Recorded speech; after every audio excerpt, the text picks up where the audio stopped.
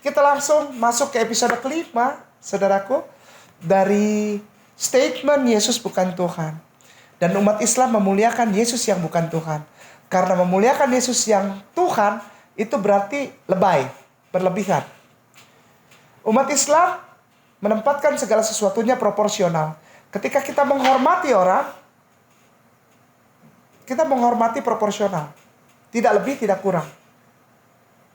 Isa ibnu Maryam atau Isa al-Masihu, Yeshua HaMashiach, HaMasih, Yesus Kristus di dalam keislaman adalah Nabi Allah dan dimuliakan di dalam Al-Quran.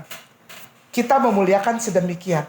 Dan ternyata, saudaraku, muslimin wal muslimat, mukminin wal mukminat, ya, yang Kristen jangan marah karena ini untuk konsumsi kami, akhi wal ukhti. Tapi kalau ada yang nonton juga nggak apa-apa. Ya, kami menghargai ya. Saudaraku, kami hormat. Yesus kami muliakan sebagai Nabi. Karena ternyata itu pun yang saya kesaksiannya harus nonton dari episode 1 ya. Supaya tidak gagal paham ya.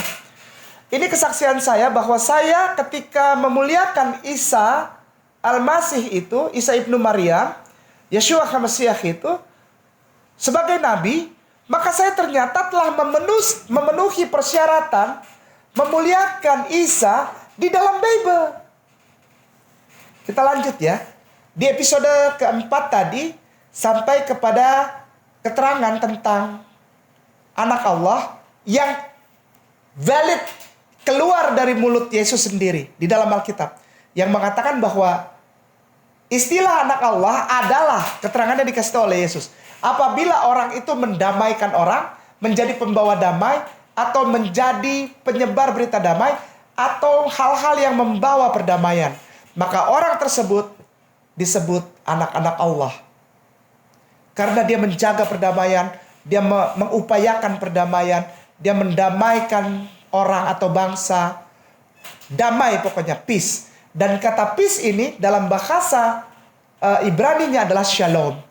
Shalom dalam bahasa Ibrani masih satu rumpun bahasa Semitik dengan bahasa Arab.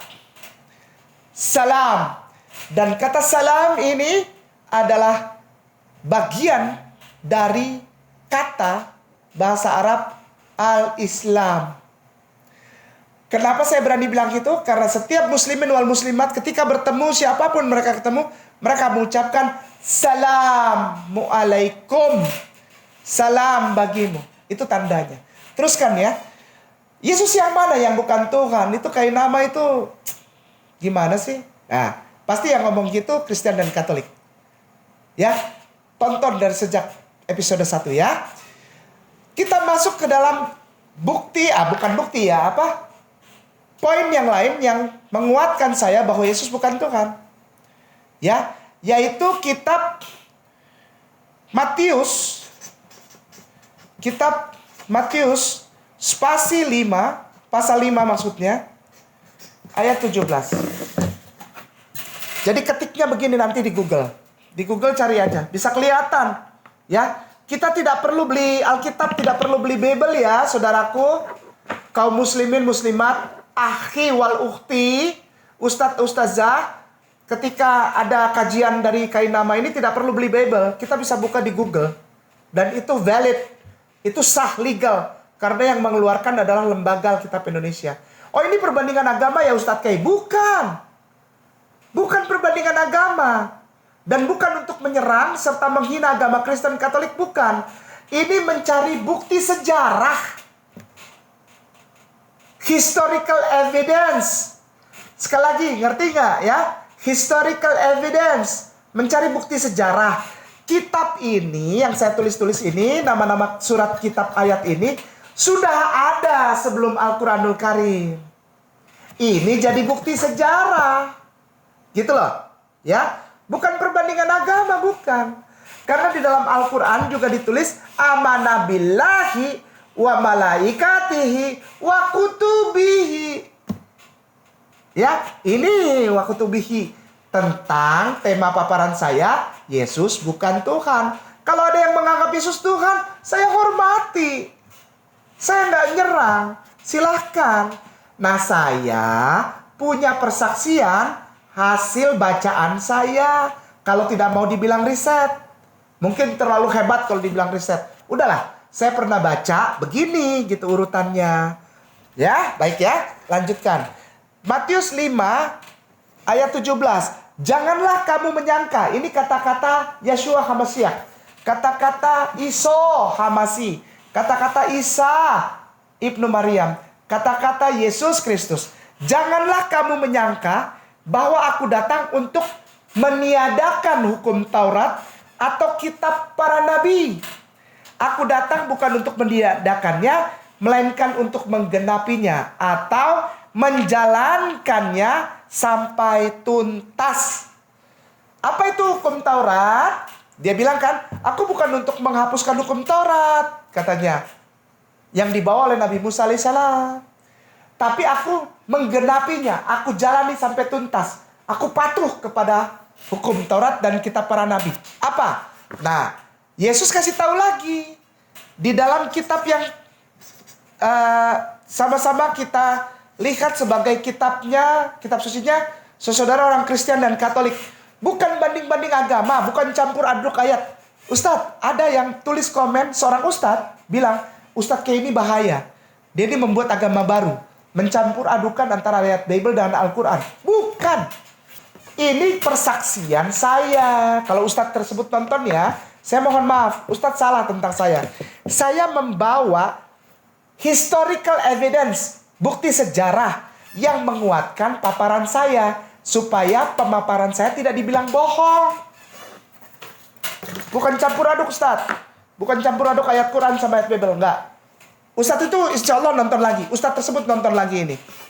Ya, ustadz salah tentang saya, salah. Ya, Markus, saya ingin agar diketik Markus.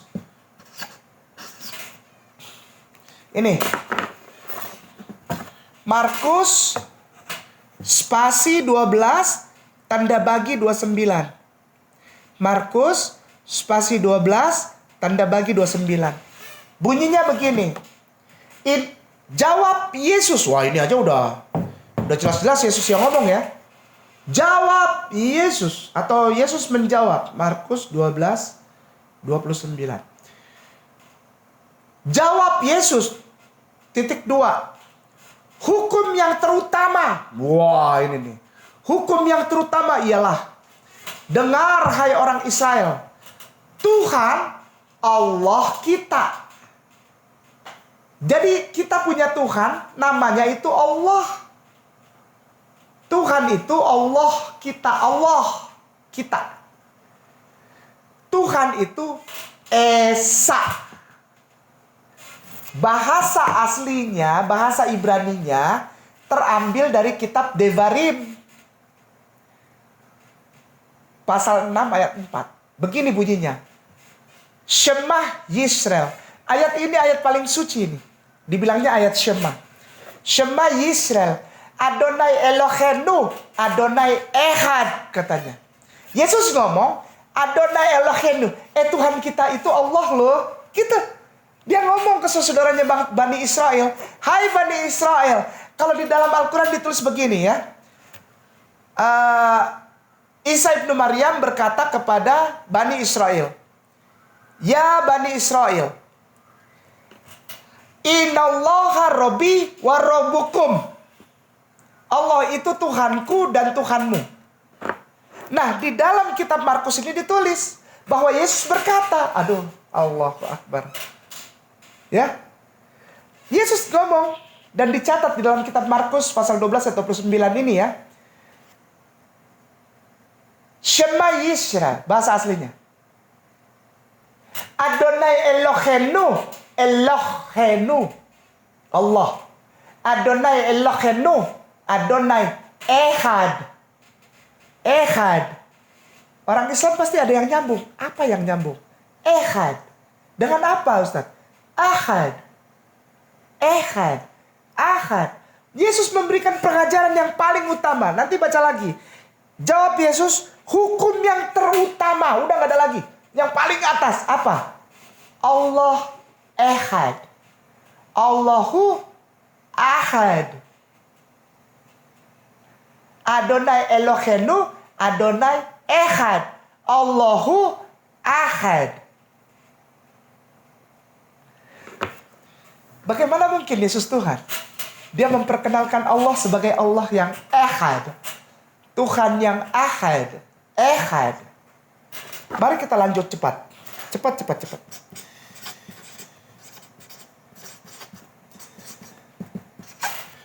Diketik di Google lagi. Ketik di Google. Yohanes pasal 17 ayat 3. Yohanes pasal 17 ayat 3. Sudah? Yohanes pasal 17 ayat 3. Ya. Yohanes pasal 17 ayat 3.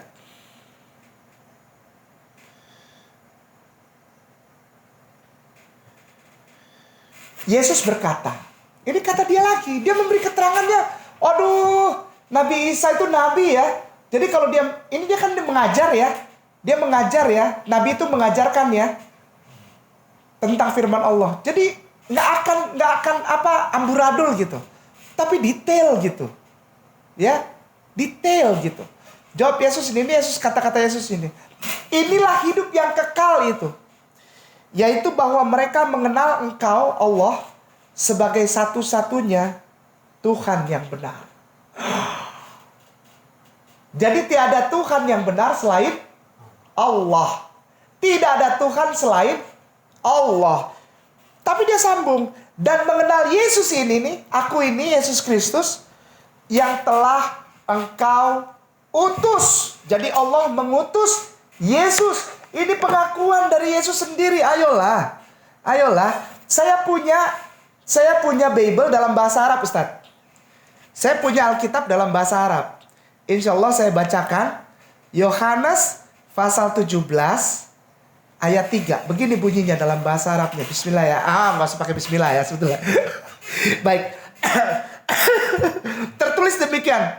Wahadhihi hiyal hayatul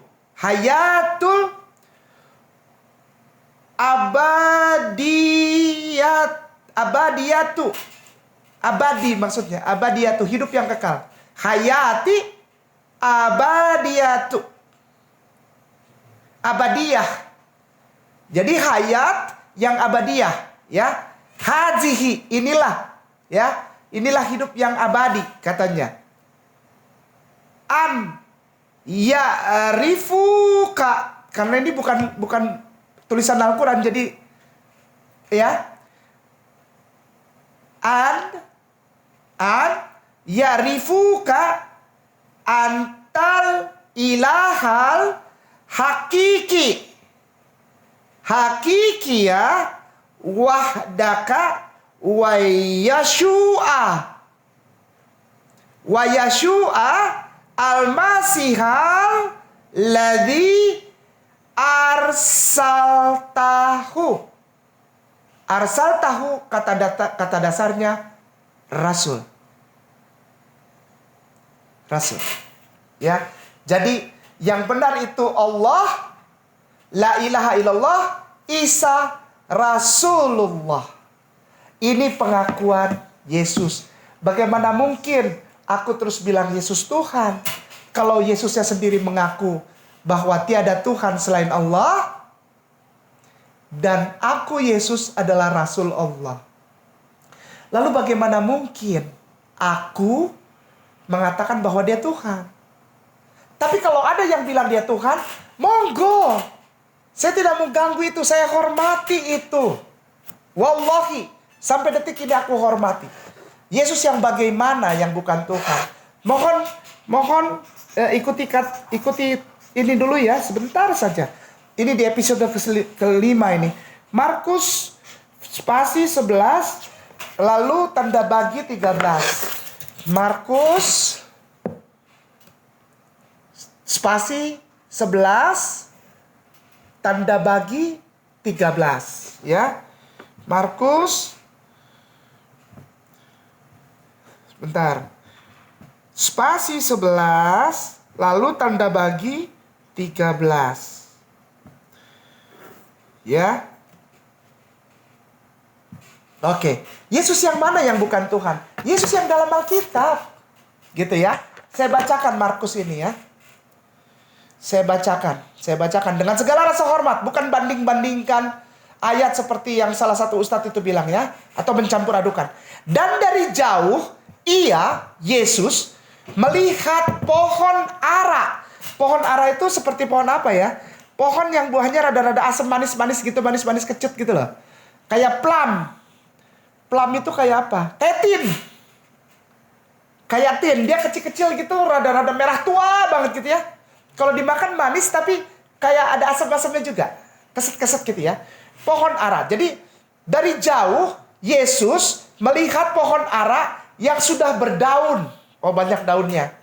Yesus mendekat, Yesus mendekatinya untuk melihat kalau. Nah, kalau ini manusia apa Tuhan? Kalau Yesus atau mendapat apa-apa pada pohon itu. Tetapi waktu Yesus tiba di situ, Yesus atau tidak mendapat apa-apa selain daun-daun saja. Sebab memang bukan musim buah ara. Dari jauh Yesus lapar nih. Dia melihat ada pohon ara. Daunnya lebat. Dia nyamperin ke situ. Beliau Yesus ingin datang ke situ ke pohon ara sambil berpikir, jangan-jangan ada buahnya nih. Dia datang ke situ nggak ada buahnya karena memang belum musim. Tuhan nggak tahu musim buah. Bukan menghina, bukan. Ayat ini ada dan saya muliakan ayat ini sebagai bukti bahwa ayat ini ditulis untuk memperkuat bukti nyata Yesus bukan Tuhan. Kalau dia Tuhan, dia tahu itu bukan musim buah itu. Dari jauh dia udah berfirman, benar ya? Berbuah, matang. Saya rasa itu pohon langsung matang, benar gak? Benar gak? Karena dia Tuhan. Tapi ini enggak. Dia dari jauh dia lihat gitu. Dia pengen makan, lapar. Tuhan lapar? Kan gak boleh. Saya gak tahu siapa yang menghina Tuhan di sini. Kalau saya memuliakan Yesus. Karena memang dia adalah manusia. Dan dimuliakan sebagai manusia yang mulia. Rasulullah. Nabi Allah dia. Ya. Saya muliakan dia. Dia dari jauh lihat, ada pohon lebat buahnya, pohon ara tuh. Ada buahnya gak ya? Kok dia gak tahu? Dia datengin gak ada. Dia marah. Sampai sekarang terkenal pohon itu kering karena dikutuk oleh Yesus. Loh. Sampai sekarang masih ada itu pohon di sana. Masih ada. Dan pohon itu terkenal karena dikutuk oleh Yesus. Kering sampai sekarang. Hidup tapi kering. Gak ada daunnya. Hidup tapi kering. Loh. Kenapa harus marah-marah? Kan memang bukan musim buahnya. Pohon itu gak salah. Gitu. Ini menunjukkan bahwa Yesus adalah seorang manusia. Lanjut. Lukas 2:24 tanda bagi 41 sampai 42. Jadi ketiknya begini.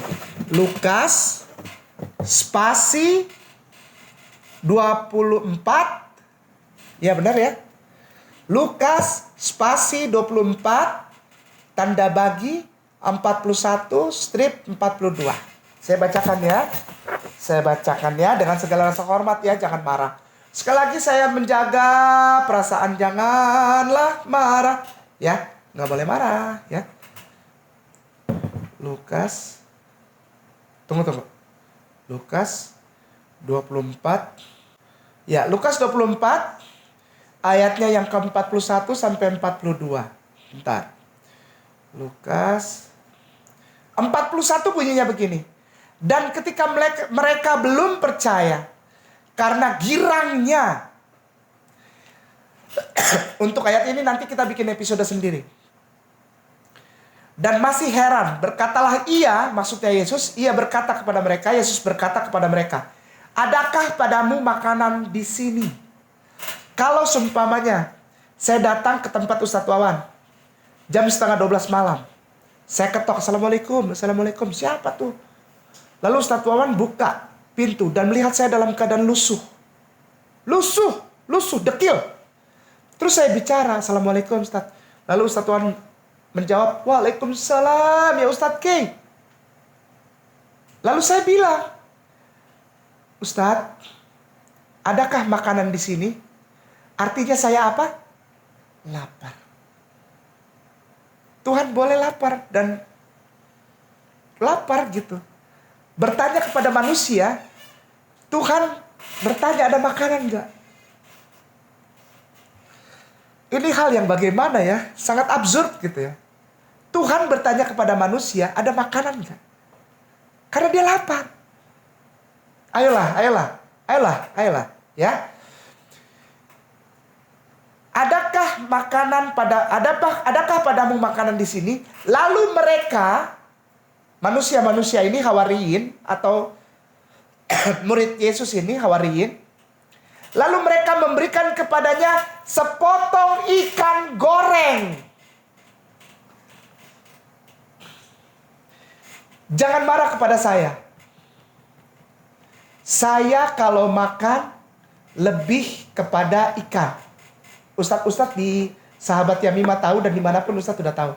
Kainama itu sangat suka sama ikan. Kenapa? Saya orang Ambon. Orang Ambon tuh makannya mau daging apa steak yang paling mahal. Kalau ada ikan dia pilih ikan. Ya. Dan ternyata Yesus, maaf, bukan menghina, bukan. Ini bacaan aja. Muridnya tahu bahwa dia sangat gemar makan ikan goreng. Saya nggak tahu dikasih bumbu atau enggak, dikasih sambal dabu-dabu atau sambal apa, nggak tahu saya. Tapi di sini tidak ada tulisan sambal. Ya, mungkin dia dibakar atau digoreng dikasih bumbu kecap. Saya nggak tahu lah. Pokoknya ini ikan goreng. Ya. Dan di ayat 43 ia mengambilnya dan memakannya di depan mata mereka. Kenapa ketiga ayat ini ada? Agar nyata sama orang-orang sekarang, dia bukan Tuhan. Dia manusia yang makan, manusia yang gak tahu musim buah, ya, manusia yang membawa damai, makanya disebut anak Allah, dan dia disunat, dan dia sholat.